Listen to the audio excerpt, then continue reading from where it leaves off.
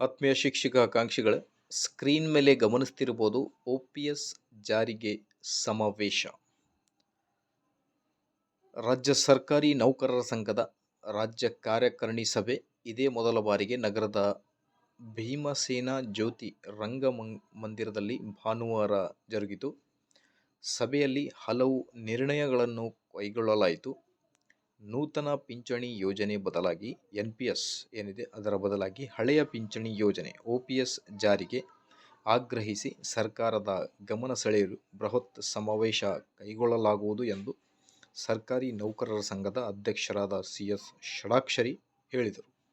2025-26ನೇ ಸಾಲಿನ ರಾಜ್ಯ ಮಟ್ಟದ ಕ್ರೀಡಾಕೂಟಗಳ ಆಯೋಜನೆಗೆ ಅನುಮೋದನೆ ನೀಡಲಾಯಿತು. ಜತೆಗೆ ತಾಲೂಕು ಜಿಲ್ಲಾ ಸಂಘದಿಂದ ಕ್ರೀಡಾಕೂಟಕ್ಕೆ ಸಹಕಾರ ನೀಡುವ ಬಗ್ಗೆ ಚರ್ಚಿಸಲಾಯಿತು.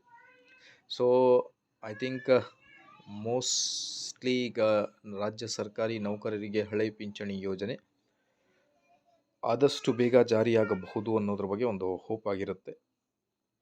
ಮಾಹಿತಿ ಇಷ್ಟದಲ್ಲಿ please like, share and subscribe. Thank you.